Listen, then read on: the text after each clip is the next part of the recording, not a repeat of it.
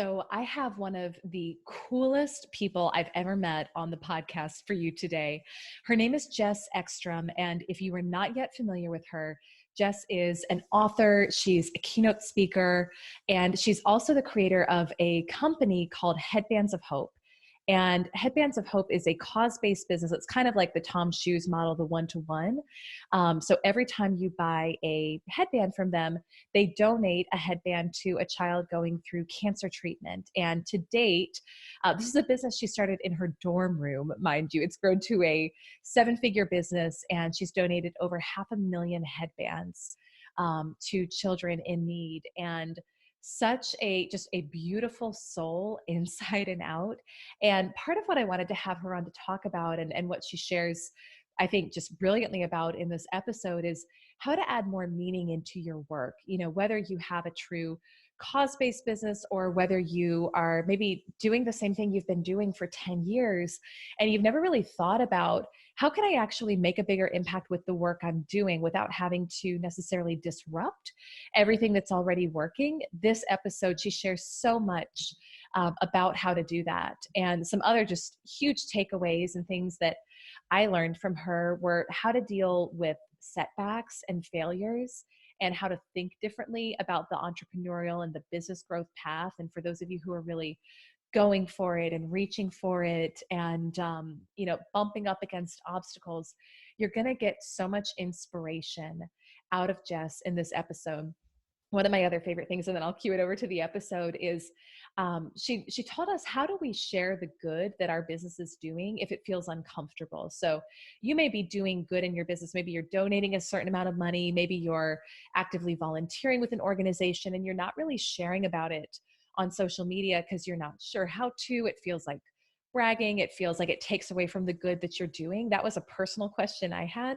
And I think she really breaks down beautifully how we can share more of the good that we are doing in the world as it relates to our business and use it in a way that not only helps get the word out about our business, but also helps spread the word about these charities and organizations that we care about. So I was just so inspired by this conversation and by Jess, and I think you will be as well.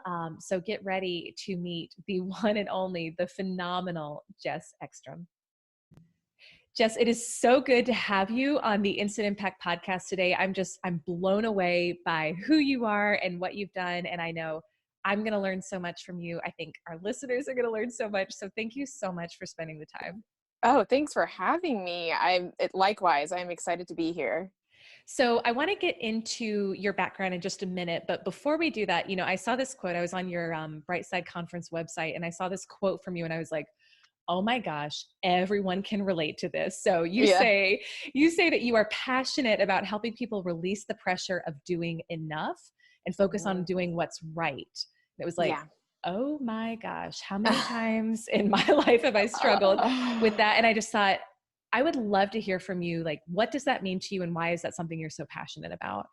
Well, it's something I have to actively tell myself all the time, like, especially when I go to bed at night and you're kind of like running through your day. You know how you feel like you're tired and then you close your eyes and you're like, let's think about everything I've done wrong since, 2004. And you're just like, what? And so I would get this anxiety about like, am I doing enough? And I felt like my ambition was coming from a place of angst and not from inspiration, which was making the process not fun. And if you're going to like be an entrepreneur and if you're going to paint your own life and go for it, like, let's make it fun. And so I think that when you feel aligned with what you're doing is right, instead of feeling like, is this filling the cup of like, the achievements and the accomplishments that I need, it makes it the process more fun, more enjoyable. And I've felt more successful in my work just by trying to make a dent on what I care about instead of trying to like spread sand in the desert, Oh my gosh. I so relate to everything you just said. And even it's funny you brought that up because this year, one of the things that I think my eyes were really opened up to is how much more like we're actually more productive when we're having fun because we're not just checking the box, right? Yes. Like, So we have a mutual friend, Kate Grimion with Work Well with Kate. And we have this motto that we tell ourselves now, like whenever we have business opportunity or something we want to engage with, our tagline is, if it's not fun, I'm not doing it. And that's like what we say when we have to remind ourselves of that, because I think sometimes you get into, I think I went from wanting to say yes to everything, any speaking engagement, any collaboration, any opportunity, because when you're starting from the ground, you just feel like you have to start filling things and you have to build your resume. And then when does that stop? When does that change? And when do you start getting more intentional about how you spend your time, and just making it enjoyable? And I think that that's the thing that, we're starting 2020. What I want to put at the forefront is like, if we're picking this path of being an entrepreneur and being a trailblazer, and that it's a choice that we're making. No one's forcing us to do this. And so let's make it the life that we want to live. Let's have fun along the way. So that's definitely a challenge for me, but something I'm trying to focus on. Hence why that's the theme of the conference. Yeah. Oh my gosh. I absolutely love it. I think every single one of us, myself included, needs to be remembering that, like reminding ourselves of that every single day. And I think part of what's interesting about it is, especially coming from someone like you, it's like you look at your resume and what you've done, and I gave a little bit of an intro at the beginning about your background, but you've accomplished a lot in a relatively short amount of time. And I think for people who aren't yet familiar with who you are and what you've done, I would love if you could just share a little bit of backstory. You talk about Headbands for Hope was inspired by, it sounds like, a life-changing college internship. So tell us about what happened and what inspired you, and a little bit more about the work you do with Headbands for Hope. Yeah, so I'll give you the shorter version and then we can dive into some of the other details. But I was interning at the Make-A-Wish Foundation, and I was seeing a lot of kids that were losing their hair to chemotherapy, and they'd be offered like a wig or a hat. And I saw a lot of them wanting to wear headbands instead. And I thought it was just this amazing gesture of confidence. They just wanted to feel good about themselves. And so I did just a simple Google search to see if there was anyone out there that was giving headbands to kids with cancer. And because I wanted to work with them, I was like, let me arrange a donation. And I couldn't find anything. And I think that is like one of the biggest turning points, as entrepreneurs, is when you're looking for something that you feel would be valuable and you realize that it either doesn't exist or it's not being done well. And then you have to decide if it's like, oh, wish it was there, or if it's like, is this an opportunity for me to create this? And so I think I just didn't think that much about it, but I was like, I feel like this is a need and maybe I could be the one to do this. I actually want to pause you right there, because I think what you said is, I don't know if I've ever heard anyone say it that way, because people, you hear all the time, like, look for the gap in the market, fill the need. But I don't know if I've heard it said the way that you did, where it's like, you can decide at that point, are you going to let someone else do it? Or are you going to do it yourself? How do you know? Like, how did, in your case, I'm guessing you didn't grow up thinking you would do this. Like, how did you know that you were being called to do this? So I think there's a few things, and it's funny. I was actually just thinking about this yesterday, because you can come across, there's not a shortage of ideas. I have an idea probably every 20 minutes. I'm like, oh, I wish, this toilet seat would have, a cushion or whatever it is. Like, there's like always invent ideas, that, please. Right? Yeah. Bedazzle bedazzled seats coming to a toilet near you. But so I think one of my problems too was I wanted to chase everything, everything shiny that came my way, any idea, any shooting star. I was like, okay, let's do it. And then all of a sudden you realize that you have 20 different projects and they're not pressing the same gas pedal. It's like, what is the direction that you want to go? And can you curate like the things that you want to do in your inspiration to go in that same way? So I had all these different things going on, and I wasn't sure. I didn't feel like I was being pulled in a certain way. I felt like I was getting tugged in all these different ways. And so I actually worked with a branding coach about this, of like, what is the one thing that I want to do? And I want to help people believe in better and go create it. And so all the ideas that I come across and like those moments of inspiration, it has to be pushing the gas towards that thing.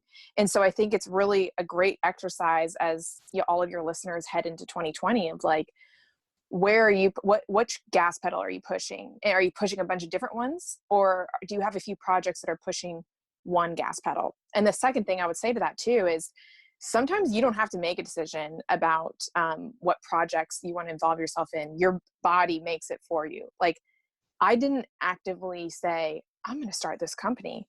It was just, I started Googling, different websites. I started, maybe I could meet with this business professor because I was still in college. And I actively couldn't stop myself from taking these baby steps. And I think sometimes that speaks more than the decisions that we make internally. Wow. So it's like, pay attention to the things that are captivating your interest. Pay attention to the things you can't tear yourself away from, because there's clues there. Yeah. Yeah, I love the way you put it. One of the things I was thinking about just for this interview is I think everyone wants to do meaningful work. I think each of us wants to it's not just about making money for us, right? It's really about making a positive impact, making a difference, doing meaningful work that helps other people and fills us up along the way. And so I don't know if I'm right in thinking this, but I guess when I think about, my audience, I think there's a group of people who are really like, they actually want to have a business that's more like your model, where you have a strong charitable foundation built in. And then I think there's probably another group who just wants to do good with the money they're making, and it's maybe not such a proactive part of their business model, but they also want to make sure they're giving back and contributing.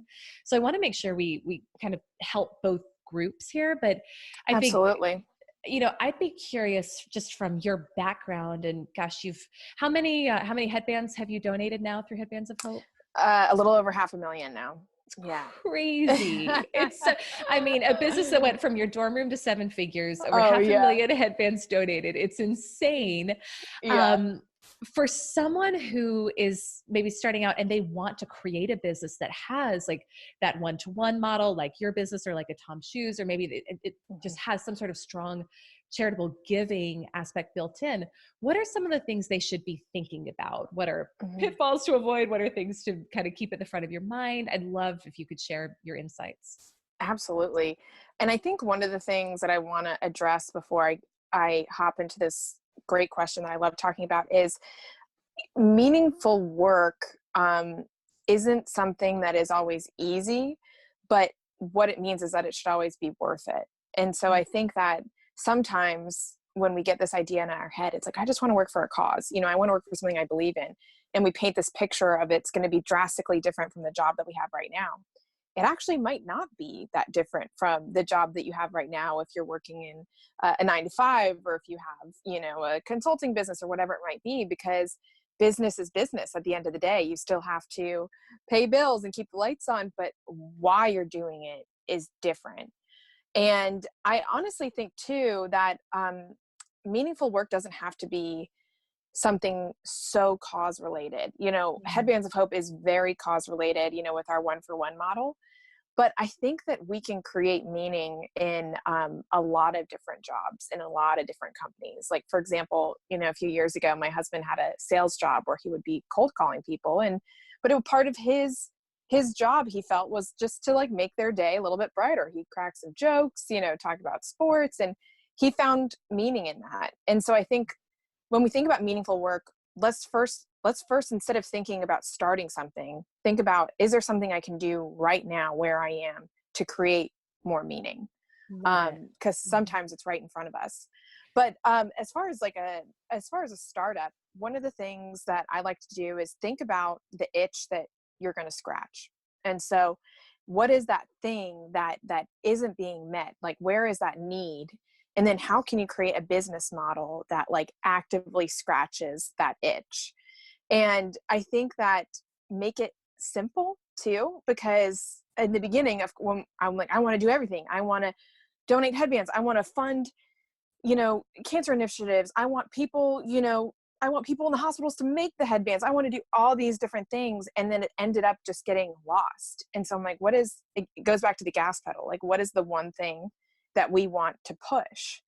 And I also wouldn't be afraid, like, especially as women, to not be afraid of the overlap of making a living and making a difference. Because a lot of times when we think if we're doing something meaningful, we're doing something that's helping others, then that means in order for it to be good, we have to sacrifice the paycheck for ourselves. And I don't see the sense in that. You know, why is it right to get a paycheck, you know, working for, you know, a job that maybe isn't directly cause related, and then we can't do that when we've created something that is creating good for others. So that's sometimes a mental barrier as well that we have to push through. Wow. Okay. So you just gave me like 5 more questions while you were talking. So this is so good. Yes. But yeah. So one of the things you said, and I think I want to go back to this because this addresses, I think, probably the larger group of people listening who maybe don't have a cause business or don't necessarily feel called to start one, but they want to have more meaning in their work. And you know, there's someone listening who has been doing what they're doing for 20 years, and you know, maybe they own the business or maybe they work with partners, but they've never really thought about how to have more meaning in it. Where the heck do you start if you if you're realizing that and wanting to imbue more meaning into your work, but it's just never been a strong intention before? Yeah. So one question, think about, who do you serve? Mm. And it seems kind of like, I don't know, Hakuna Matata when, you know, I say it, but hear me out. They're at Starbucks, for example, for their annual conference with all of their executives and leaders. They lined the back wall of the conference center with 1,000 grande Starbucks coffee cups. And on each one, they wrote a moment that could happen at Starbucks. Someone studying for the exams, someone, you know, on a first date, someone getting coffee to go into a job interview, because they wanted to remind their leaders of the people behind each cup of coffee that they serve. Mm. And when we get so into the logistics of our job, which it's so easy to do that. I do that all the time, where we're head down looking at numbers, clients, demographic, you know, sales funnels. It is so easy to make that person at the end of it look blurry, you know? And so thinking about, who do I serve and how can I serve them better? When we shift our mind about our work, making it feel less like a job, but more as a service, then that's when we can do things that are more meaningful. There was this study, it's one of my favorite studies of all time, at Yale, and they interviewed these hospital custodians, and one pool of people hated their job. And when they asked what they did every day, one person said that he, you know, changed the sheets. Another person said, and take out the trash. Okay, why do you do it? And someone said, well, I have to pay the bills. I have to get benefits to support my family. And then the interviewer asked what their job titles were. And someone said janitor. One person said maintenance worker. Another person said custodian. And then they asked another pool of people that had the exact same job, and they loved their job. They had been there for years. And they asked them what they did every day.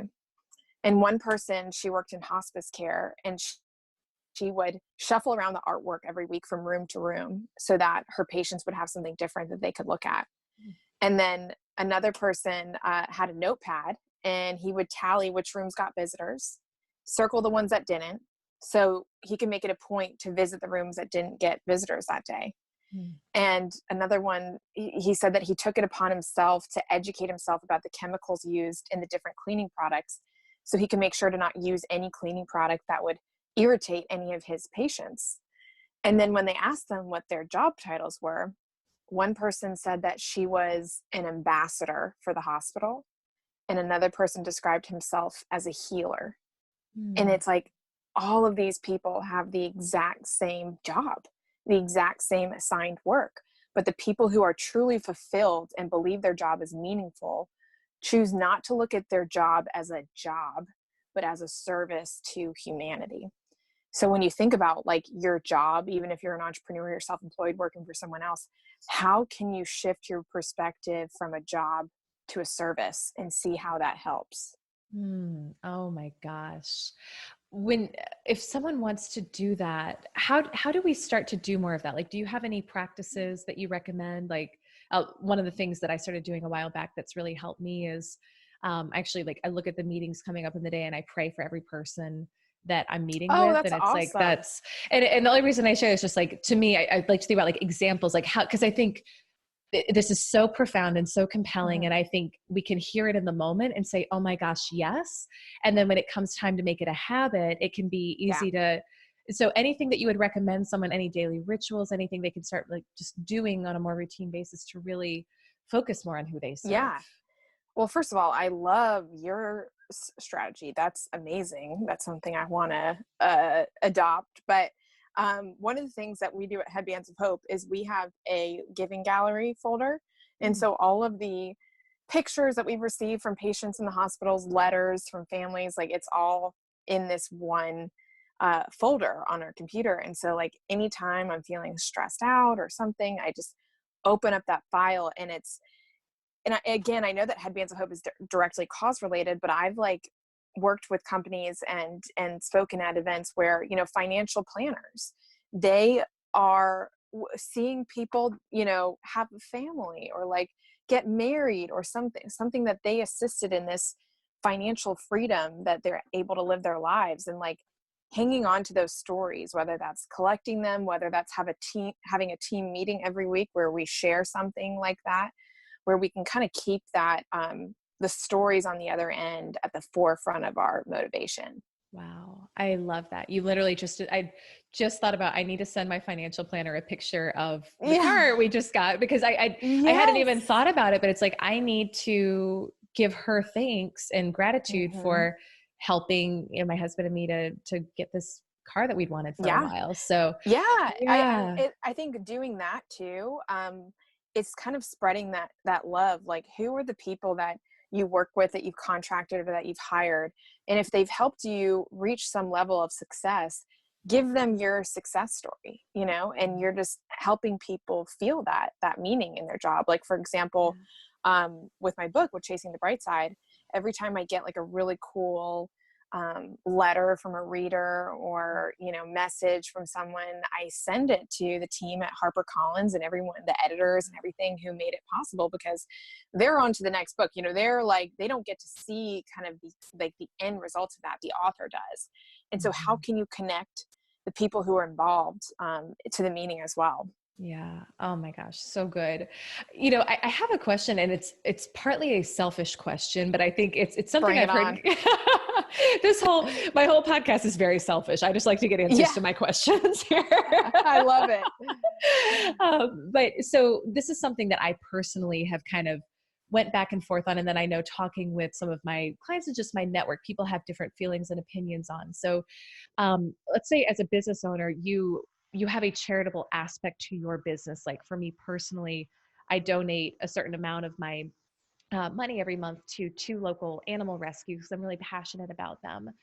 And but I haven't quite figured out how to talk about it yet on social Hmm. media. And I think I don't know if it's a generational thing or what, but I think some of us were taught growing up, like, do good and quiet, do it anonymously, don't talk about it. But I think there's so much strength in community that can come from sharing the good we do, because it inspires other people to do the same. How do we talk about the good that our business does if it's not something that's like a built-in part of our business model? That's a great question. And I don't think that, I totally feel what you're saying of like, if we talk about the good that we do, are we taking away from it? And absolutely not. If anything, you are, like you said, inspiring others and bringing awareness to a cause.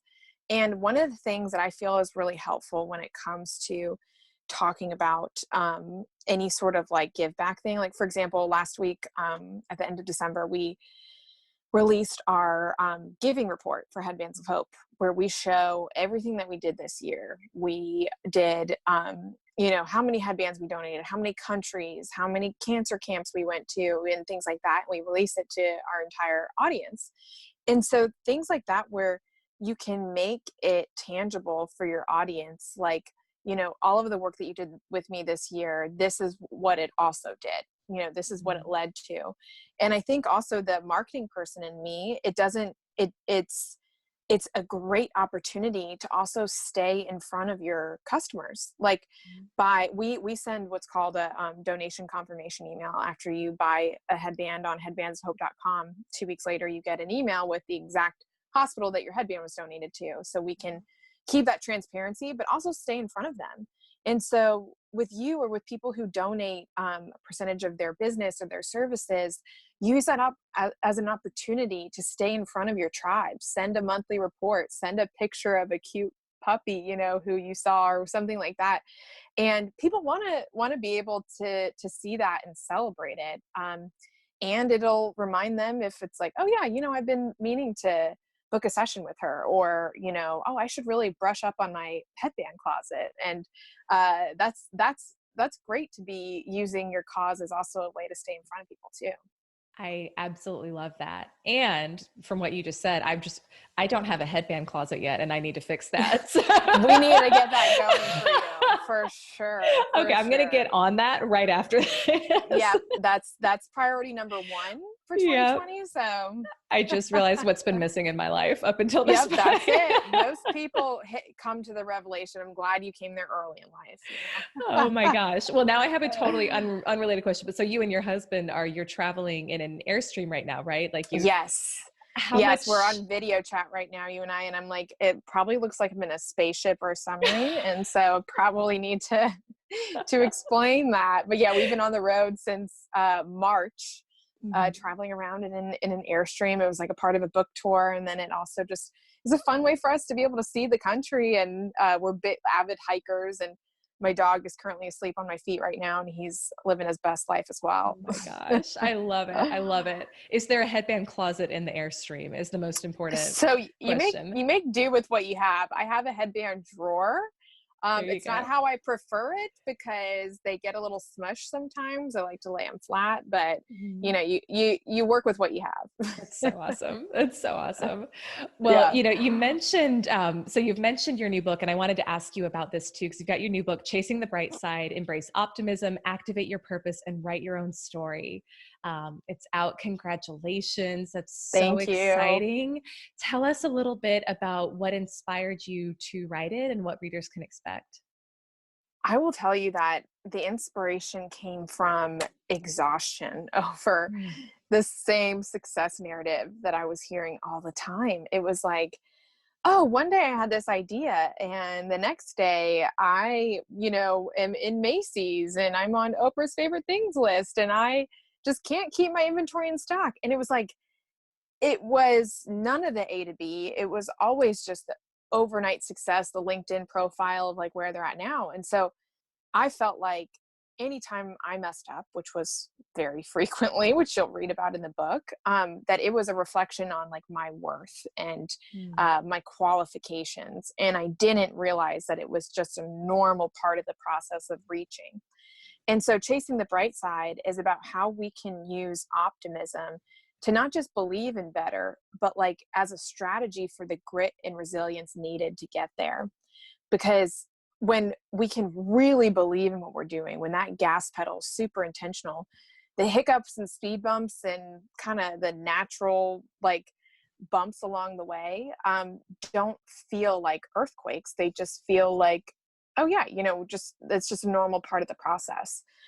So that's really where Chasing the Bright Side came from. I want it to be very transparent and share a lot of the things that I did wrong, and also some personal stuff. I mean, you know, I told you about how the Headbands of Hope got started, but what really happened was I had a very intense, you know, family scandal when I was in high school, where it was just this very public thing that my family went through. And it was something that I didn't realize, like now looking 10 years back, and that I have released for the first time in the book, I didn't realize how much that had shaped me.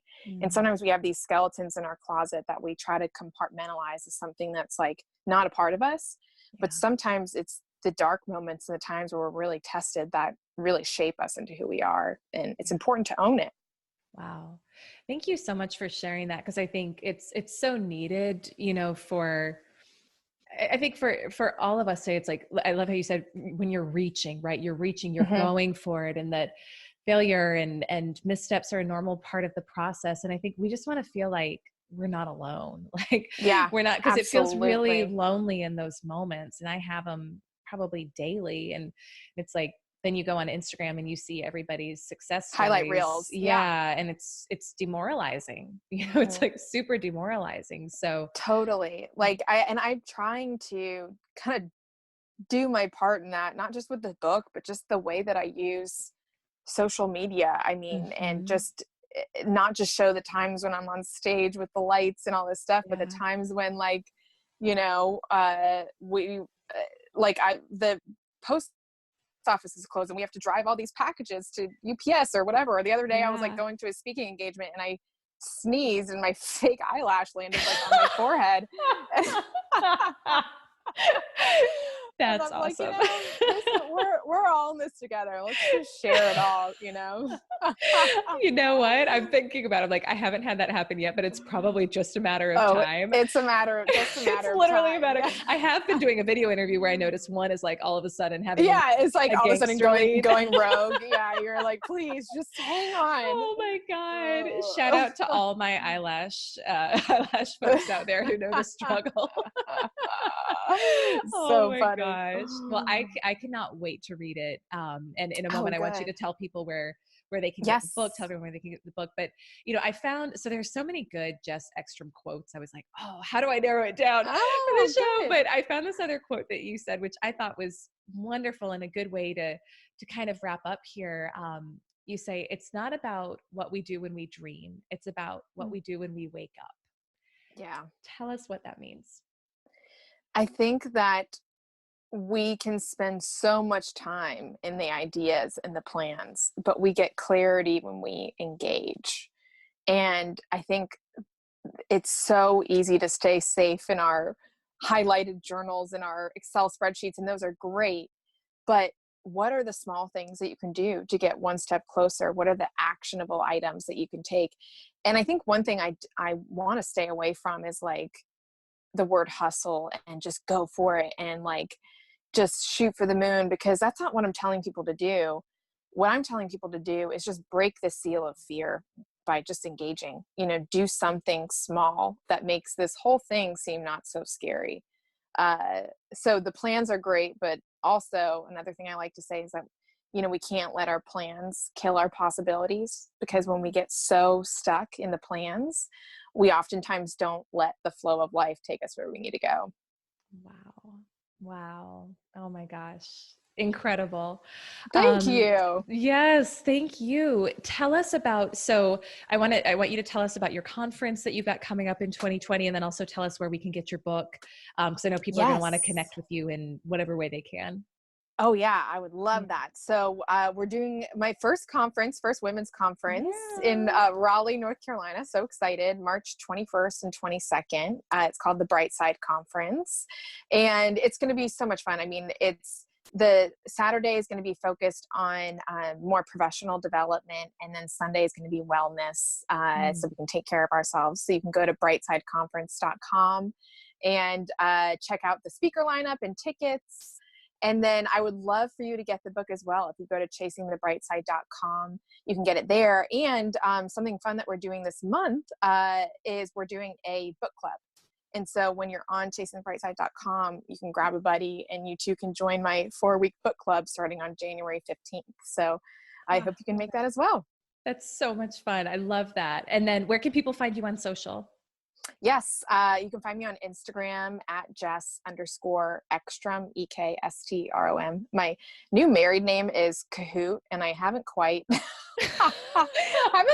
hopped on that train yet. I was like, I love you, babe, but I think I'm sticking with what I got. Oh my God. I He love it. my husband wanted to call our Airstream Kahootie and the Go Fish, and I was like, Stop. hard pass, not doing that. Oh my God. But I customized this hat for him for Christmas that says Kahootie and the Go Fish, so that was a compromise. But yeah, find me on Instagram. That's my main squeeze. And then when you're on chasingthebrightside.com, you can also subscribe at the bottom to my weekly newsletter, Notes from Jess, where I just send things that have been helpful for me and that I hope are helpful for you. Oh, Jess, you are such a ray of light. You have inspired me. You've made me think differently about my business. And I know for everyone listening, you have as well, not just about our businesses, but our lives and the way that we show up. So thank you so much for being an example, for being a model, and just for sharing so generously. Thank you for having me. I appreciate that. Thanks for creating the platform where, we can share these ideas. It's so great to be able to talk to you as well. Yes. Well, this was fabulous. Thank you all so much for listening, for joining in. Be sure to connect with Jess, get her book, grab your ticket to the conference, and we will see you soon for the next episode. Bye for now. Thank you.